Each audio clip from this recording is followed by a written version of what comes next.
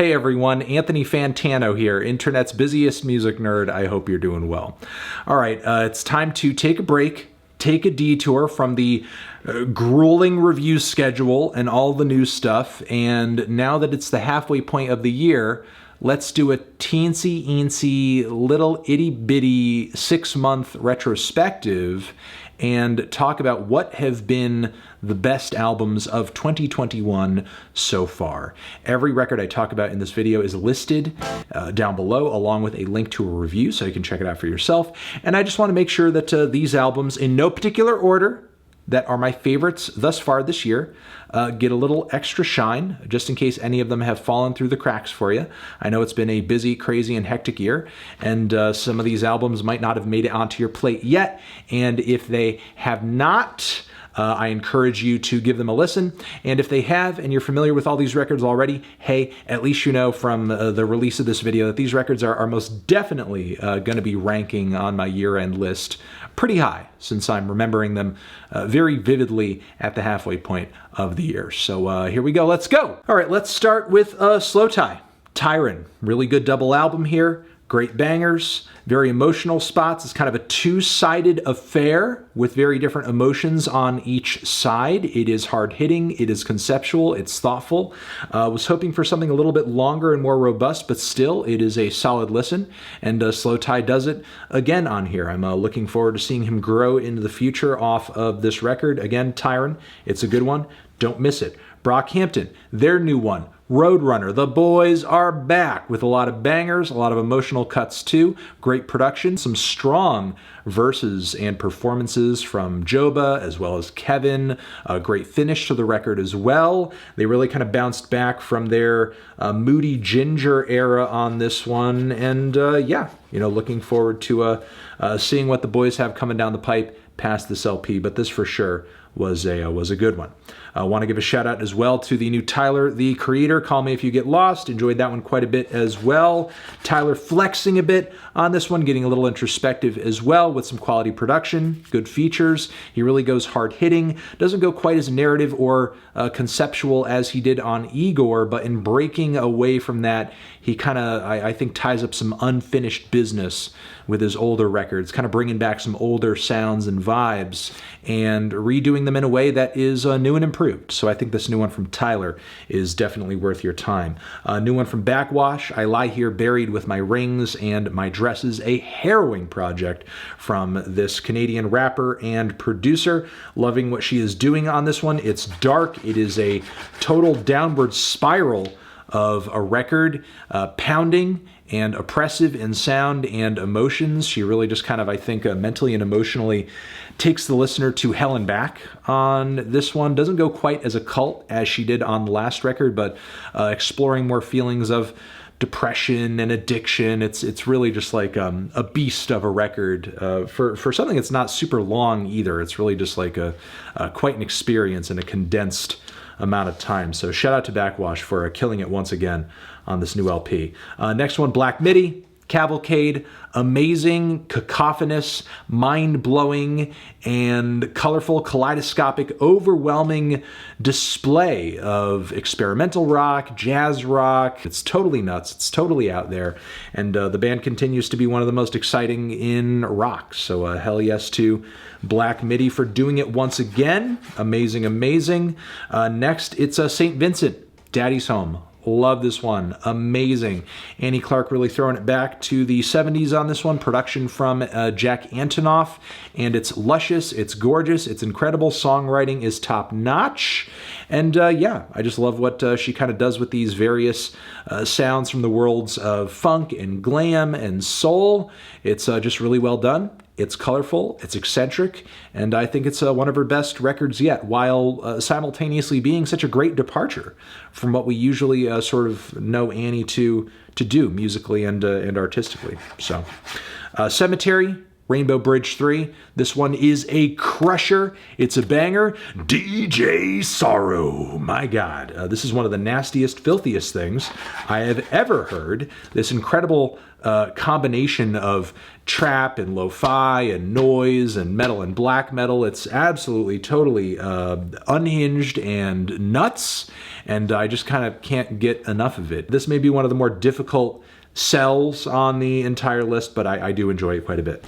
Next, shout out to Porter Robinson, Nurture, amazing record from Mr. Robinson, touching one, and yeah, I'm just loving it from front to back. It's pretty, it's hazy, it's well produced, it's really immersive, the vocals are pretty, and I just love the sentiments of a lot of these songs too. They're very encouraging and hopeful and life-affirming, so I really kind of like the vibe of this record. You know, if you're in the need of a sonic and an emotional pick-me-up in the midst of this year, I would highly recommend this record. I would highly, highly, highly recommend this record. Porter Robinson really kind of gets his songwriting ducks in order and just puts together a kind of shoegazy, colorful little electropop LP over here that is quite good.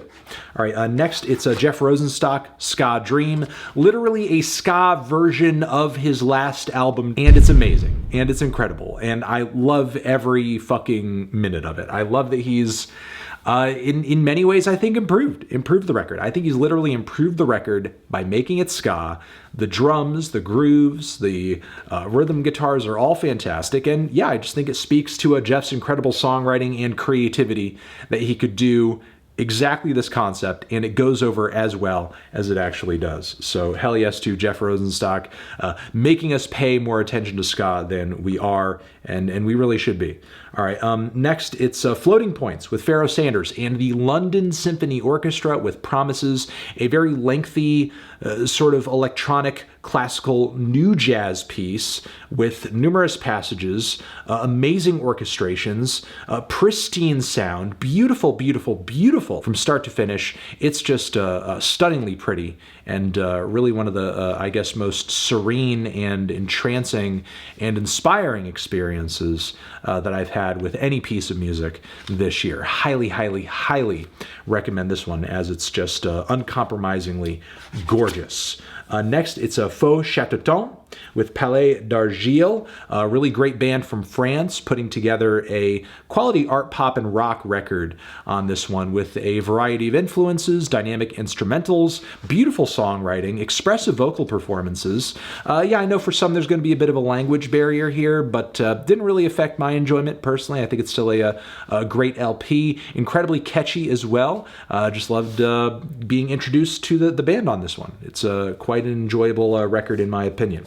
All right, straight out of Australia, it's Genesis Owusu with Smiling with No Teeth. Loving this one as well. This one I think has grown on me a little bit more since I originally reviewed it. And Genesis comes through with one of the most inspiring and exciting hip-hop records of the year, but it also brings in elements of funk and rock and punk and a host of other things. It's a bit conceptual as well, as he dives into themes of racism and depression and kind of dealing with that and fighting those off and having different kind of characters, the Black Dog namely, as kind of representations for those things. It's a really entertaining, creative record, and I think for a kind of a budding young artist to come through with something so ambitious and conceptual and so close to being like a sea change, a game changer, so close to being that, you know, I think it really kind of lays down a lot of groundwork and reason to be excited for everything and anything Genesis Owusu is going to be doing into the future. So high praise for this one. Most definitely check out this artist, especially if you have not heard of him. We have AdNauseam, Imperative, Imperceptible, Impulse, an Italian death metal band that came through with a just winding, complicated, dense, intricate, and at times like classically influenced record over here that is just so gruesome and grimy and hideous, but also just awe-inspiring in what the band was able to pull off instrumentally here. Just really liking this one quite a bit, and yeah, I think it's one of the best metal releases of the year, if not the best one that I've heard this year so far.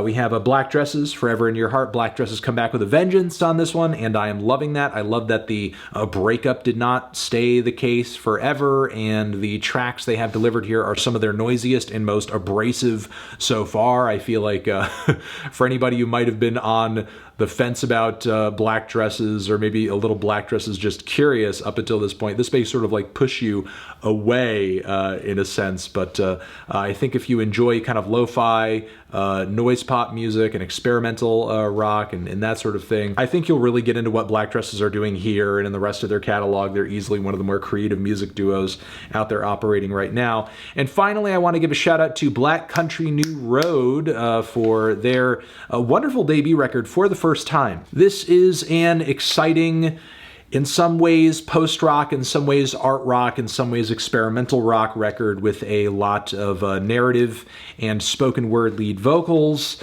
The whole thing feels like a strange, I guess, like anxious episode going through like numerous experiences, and it just makes the world feel so heavy and so difficult to bear. And there are some amazing musical influences flowing throughout this record as well, including like jazz and klezmer, and there's some great performances as well. I'm just really impressed with what the band was able to pull off on a debut record, and it's surely going to be exciting to hear the band develop their sound and style from here. And yeah, you know, those are the records that I would love to point in your direction. Those are my favorites so far this year. Again, names, titles, and links for reviews down below. Check out these LPs. Check them out, check them out, check them out. For sure, you're going to be hearing about them again toward the end of the year. And yeah, you're the best. Thank you so much for watching. Anthony Fantano, favorite albums of 2021.